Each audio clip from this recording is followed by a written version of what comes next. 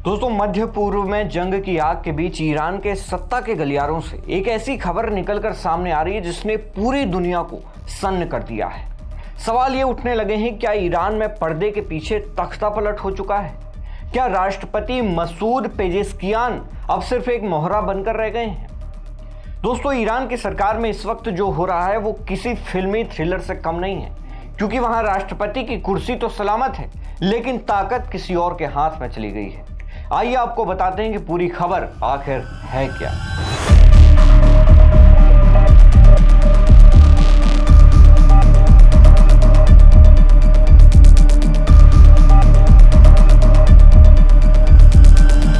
Iran इस वक्त एक ऐसे मोड़ पर खड़ा है जहां देश के भीतर ही दो बड़ी शक्तियां आपस में टकरा रही हैं। एक तरफ है जनता द्वारा चुने गए राष्ट्रपति मसूद पेजेस्कियान और दूसरी तरफ है ईरान की सबसे ताकतवर सेना इस्लामिक रेवोल्यूशनरी गार्ड यानी कि IRGC। ताज़ा रिपोर्ट्स और ईरान इंटरनेशनल के सूत्रों की माने तो ईरान में इस वक्त पूरी तरह से राजनीतिक गतिरोध पैदा हो गया है। हालत ये हो गई है कि IRGC ने राष्ट्रपति सरकार के कामकाज पर अघोषित कब्जा कर लिया है। आप सोच भी नहीं सकते कि जिस देश में राष्ट्रपति को सबसे बड़ा प्रशासनिक चेहरा माना जाता है, वहां आज उनकी फाइलें रोक दी जा रही हैं और उनके फैसलों को रद्दी की टोकरी में डाला जा रहा है। दोस्तों, खबर है कि पेजेस्कियान ने जब खुफिया मंत्री की नियुक्ति करने की कोशिश की तो IRGC के कमांडर अहमद वादिनी ने सीधे तौर पर इसमें दखल दिया और राष्ट्रपति के फैसले को ठंडे बस्ते में डाल दिया। ये महज एक मंत्री की बात नहीं है, बल्कि ये इस बात का संकेत है कि अब ईरान की सरकार IRGC के इशारों पर चलने को मजबूर हो गई है। अब देखिए कि IRGC ने ये कंट्रोल हासिल कैसे किया।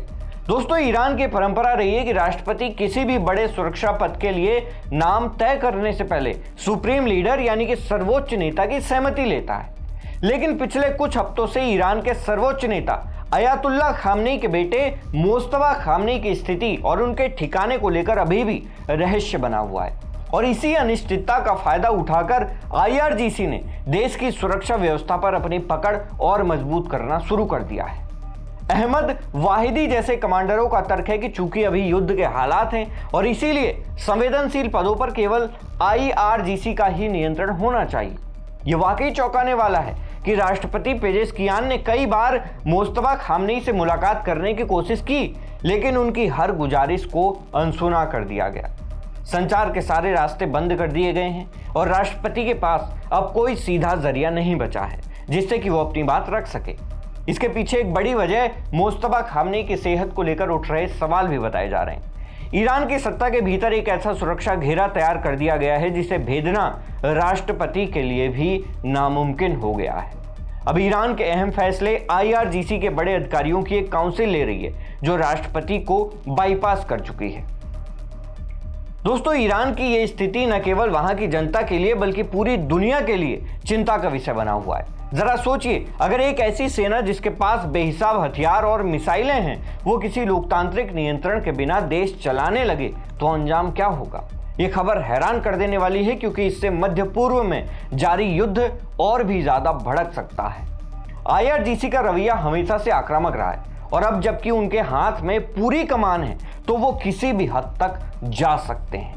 ईरान की आम जनता इस वक्त डरी हुई है और पूरी दुनिया इस राजनीतिक उठापटक को सांस रोक कर देख रही है। क्या राष्ट्रपति पेजेस्कियान अपनी खोई हुई ताकत वापस पा पाएंगे या फिर ईरान आधिकारिक तौर पर एक सैन्य शासन की राह पर चल पड़ेगा? ये राजनीतिक गतिरोध ईरान के भविष्य को किस दिशा में ले जाएगा ये तो वक्त ही बताएगा, लेकिन फिलहाल वहां के हालात बेहद ही नाजुक बने हुए हैं। दोस्तों, आपका क्या मानना है? अपनी राय हमें कमेंट बॉक्स में जरूर दें। मैं हूं उमेश द्विवेदी और आप देख रहे थे सरकारी मंथन। नमस्कार।